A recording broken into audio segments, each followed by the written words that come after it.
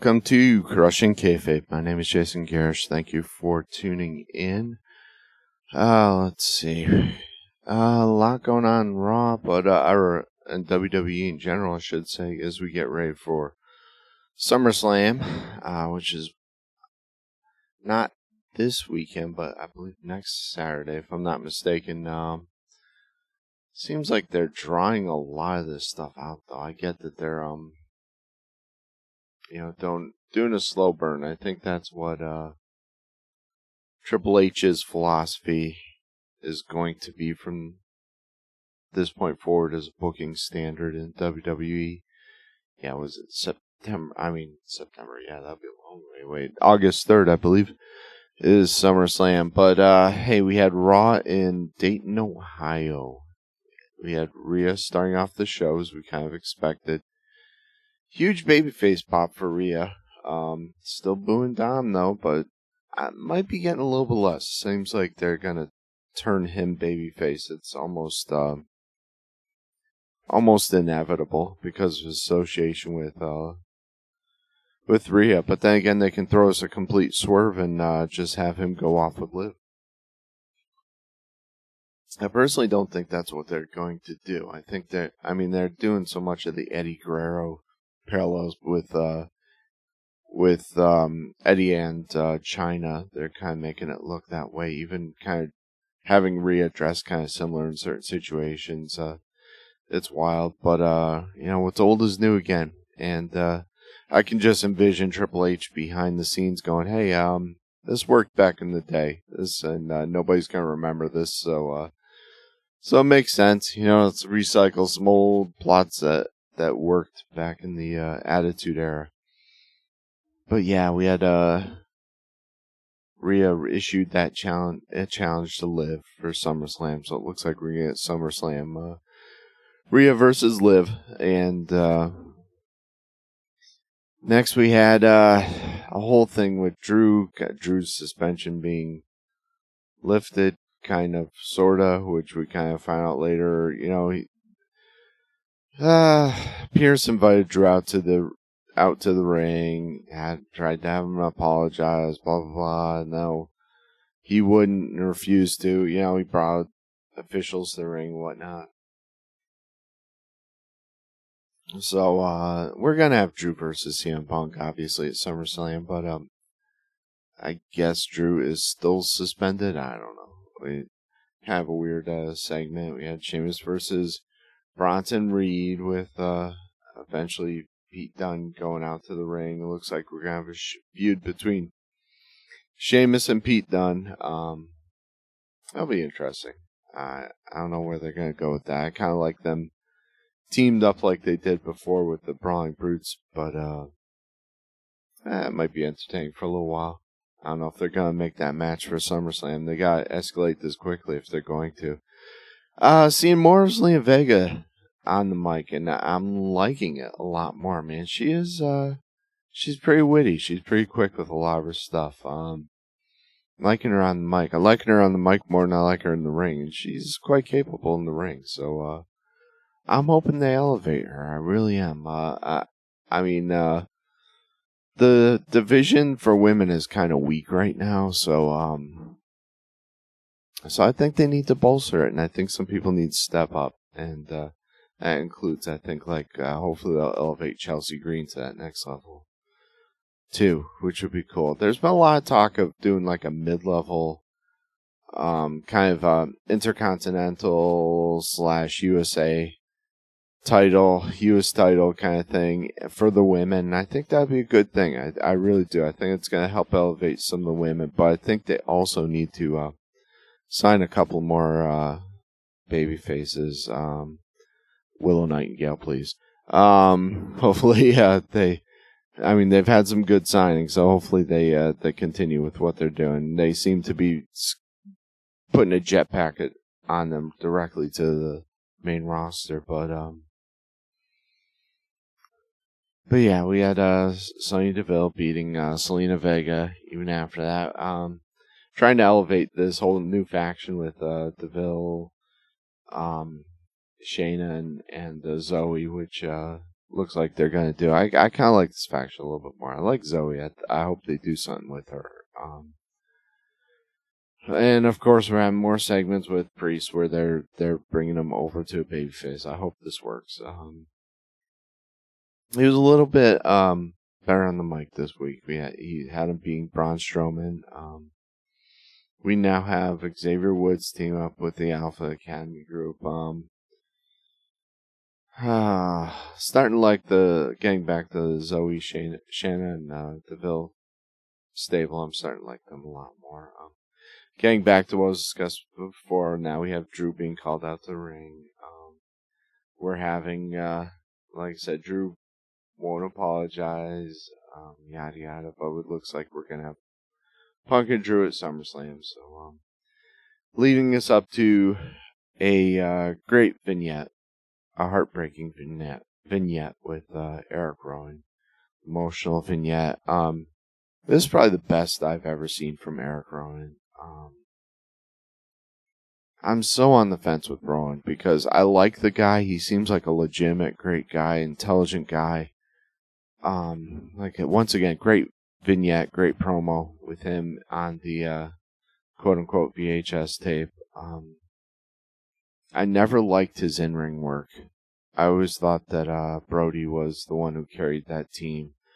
Brody was a great worker in the ring, and he could also deliver promos on the mic, which he wasn't allowed to do in WWE.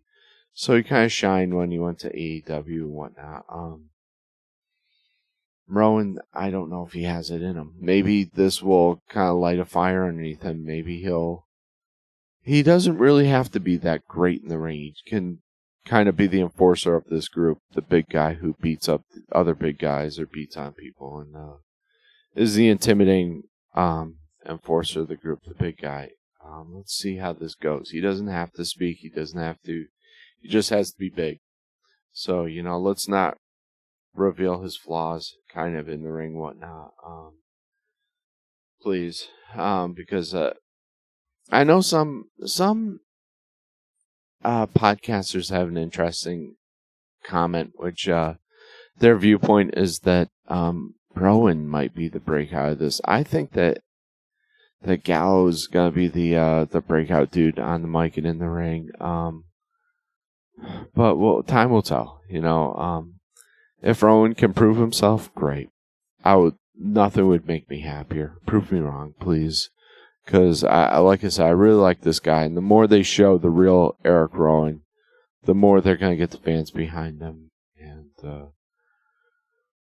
and keep up with that, because he didn't do it.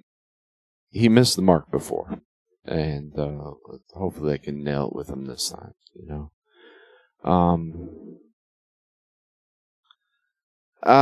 We get back to a lot of stuff happened on the show. Man, I could devote 2 hours just doing this one show, but we had Dom losing to Jay, I should say, which he threw out the challenge before because he felt like Rhea was being disrespected, and he was being disrespected.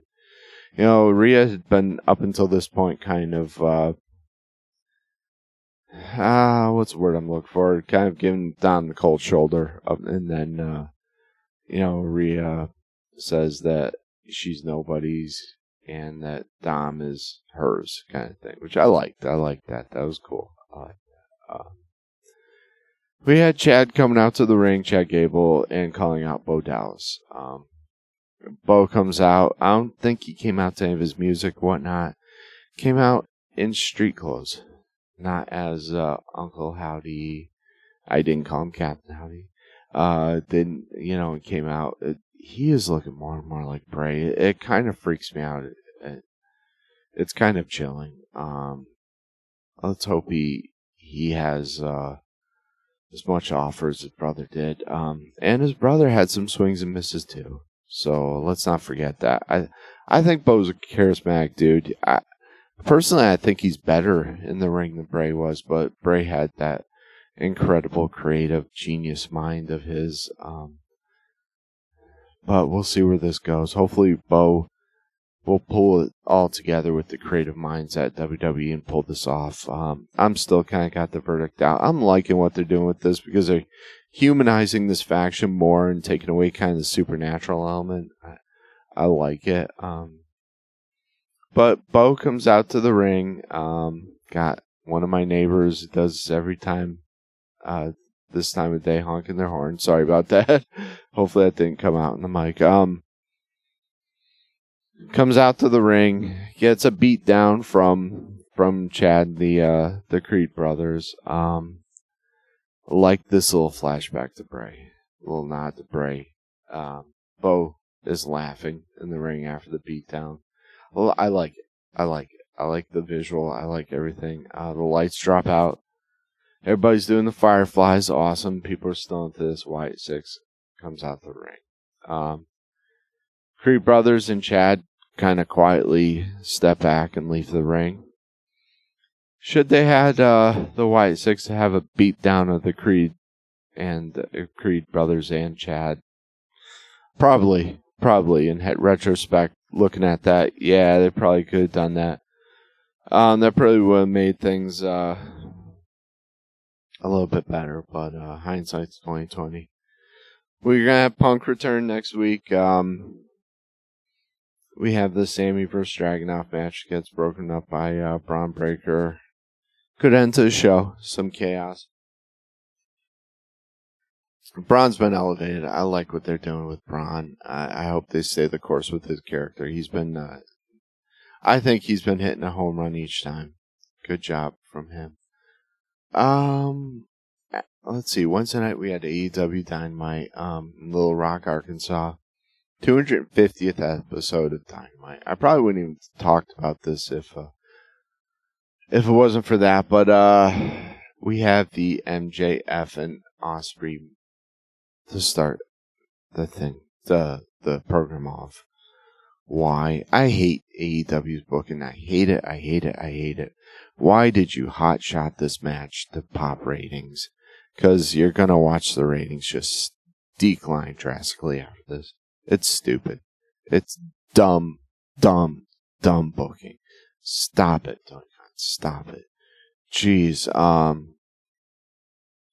I thought this was a great match. I know other podcasts have had issues with this, and some have called it the match of the year, but I like this because, one, I think Ospreay is a great talent that would have done incredibly well in WWE because he's that blue chipper that needs someone like Triple H to rein him back in. I think the guy has charisma. I like his on-mic skills. Incredible in the ring, but he lacks ring psychology, and he doesn't know when to reel things back. He's a spot monkey. He's a once-in-a-lifetime type athlete. He could be a Shawn Michaels if they had him in the WWE, if he had signed with the WWE. I understand his reasoning for not signing with the WWE is because of the grind. He couldn't do it with his family and whatnot. I get it. I totally get it, and I don't fault the guy. I probably would have done the same thing, but man, I know people complain about the number of kickouts, whatnot. It's an hour-long match. You have to kind of do this. This was a pay-per-view quality match. It displays Will Ospreay's ability so much more when he's in the ring with someone like an MJF. Someone who is old school, who knows ring psychology, who knows how to pace a match. Just, I still think MJF would fit so well in WWE, make the transition so cleanly. And I wish they would have signed him in 2024. Man, I think MJF. I know he's getting paid bucket loads of money, and he wouldn't have done that in WWE. But come on now, I think both companies missed a great opportunity there. I shouldn't say both companies, both parties there missed a great opportunity. I think it's sad. I would have loved to have seen MJF in WWE. I think some great matches with some individuals. I thought this match was really good.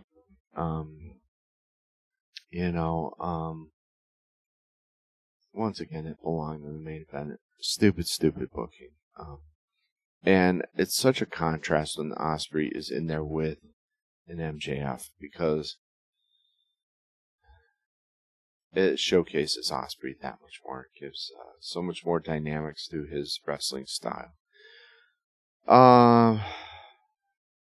Just the, once again, dumb booking from AEW. I don't like how close the table that they went through was, how close it was to the barrier. I thought that was an accident waiting to happen. Because those barriers are not WWE barriers. They're much harder. They're much worse. MJF wins the International Championship with 1 second left with a foreign object, so he solidifies. And it was after a ref bump, of course. He solidifies his heel character. We had the Acclaim join the Team AW. Nyla Rose versus Mercedes Moné for the TBS Championship. I thought this match was ridiculous. I think it just looks silly with Nyla not going over Mercedes. I think she should beaten the crap out of Mercedes to make it more believable. But they have Britt Baker in the crowd, and that sets up a feud with Britt Baker. We also had Mariah May impersonating Toni Storm came out. Promo was bad. It almost put me to sleep. Then the main event was Okada versus Swerve Strickland. I know Swerve is the champion. I know that's why they booked him in the main event. It made this... You had Okada versus Strickland. It made the AEW championship look kind of meaningless and less because of the show that Ospreay and MJF put on. You don't book these two matches in the same night.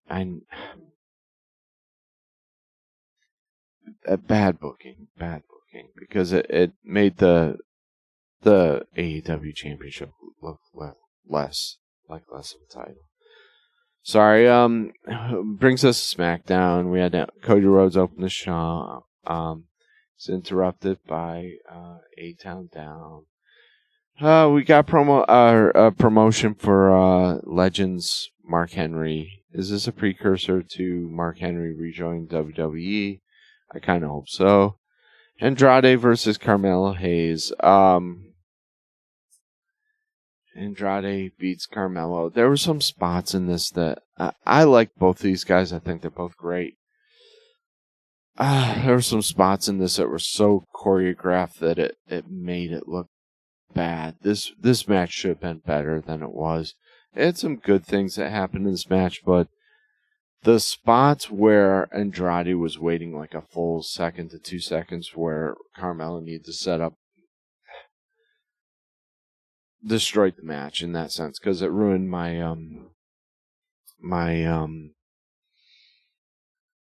suspension of disbelief. I didn't like that. We had a promo between Nia Jackson and Bayley. I didn't call Nyla Rose Nia Jackson earlier. I hope not. If I did, I'm sorry. But Nyla Jackson and Bayley had a promo together. Pretty mediocre, lackluster. I didn't like that. Chelsea Green versus Bianca Belair. Bianca wins. I don't know what this helped establish. Are we setting up a feud between Bianca Belair and Piper Niven versus Bianca Belair? Chelsea Green, Piper Niven versus Bianca Belair and Jade. Possibly. That might be interesting. We had tag team champs, but we had tag team champs Unholy Union interrupting Bianca and Jade's celebration. So this was a little muddled. I'm not sure where they're going with this. Why would the tag team champs interrupt this? It doesn't make sense. They could have had a feud between Piper Niven and Chelsea Green to kind of kind of paved the way to this and lead up to the champs versus Jade Cargill and Bianca Belair. Are they going to take the belts off of them at SummerSlam? I don't know. We had Logan Paul and the LA Knight segment. Logan Paul did good promos. One of his better promos versus LA Knight. I liked his promo in this. He's improving greatly with that. Of course, we're gonna have LA Knight versus Logan Paul at SummerSlam. It's crazy showing Nick Aldis in the ring because he's actually bigger than both of these guys. It was kind of weird. Kind of that dynamic made it look kind of silly. But because normally you want refs and GMs to be smaller than the wrestlers themselves, but that kind of looks weird, which kind of makes me wonder if they're not eventually going to have a Nick Aldis versus Sam Pearce match, or Aldis is going to step back in the ring at some time. I like both of these guys GMs. I like Nick Aldis a lot more as a GM than I do Pearce, I think. But both of them been doing good jobs. I don't like the negative feedback that Pearce has been getting. I think he's been doing pretty good. Mia Chin beats Tiffany for distraction from Bayley, setting up the whole thing with Bayley. And we had Bayley destroy the briefcase from Tiffany. I think they're eventually going to turn Tiffany babyface and have her turn against Nia, or Nia's going to turn against her to get the belt. Bayley's looking kind of lackluster. Sorry, this was okay with her breaking the case, but Tiffany kind of looked kind of sympathetic in it though. We had KO and Cody Rhodes versus Wallen and Austin Theory, the 8-10 down. Cody and KO win. Bloodline come out. Bloodline decimates Cody and KO again. I'm not sure what this accomplished, but I guess it builds a little more heat for and interest in Solo and Cody's match for SummerSlam. I'll go with that. Yeah, I guess that's the booking method they're using here. But that's it. We had a number of celebrity deaths. I don't want to bring the show down. I don't want to go with that. But thoughts and prayers going out to all those people. There's been a ton of tributes, thankfully. And that kind of brings us to our closing segment. Once again, August 10th, I'll be performing at Then and Now in Trenton, Tennessee. So if you're in the area, if you're in Western Tennessee, come by and say hi. Tell them that Crushing Kayfabe sent you. And in the meantime, you can check out Then and Now. And we've got a booth there. They've got some great stuff from some local vendors. So check it out, okay? And tell them that Crushing Kayfabe sent you. Meanwhile, check us out on CrushingKayfabe.com. Check out my website, jaygerr.com, JAYGERR.com. I just recently went through and updated some stuff on there and fixed some stuff that was kind of broken on that website, so check it out. Check us out on patreon.com, please. $1 a month, you can have the shows uninterrupted by commercials, so that's cool. You can for $1 you can have commercial free shows, and it helps us keep these lights on and keep everything going, and I appreciate the heck out of it. So please check us out on patreon.com and do search for Crushing Kayfabe, Crushing with a K, and check us out on YouTube and all the social media platforms. Greatly appreciate. Meantime, thoughts and prayers going out to Ukraine and to Israel as usual. Obviously those issues aren't resolved now, so let's do it. Man, I don't want to get too involved and crazy with the political stuff going on, because we've had a lot of stuff going on. With Biden dropping out, with assassination attempt against Trump, and then the RNC which followed, which featured Hulk Hogan.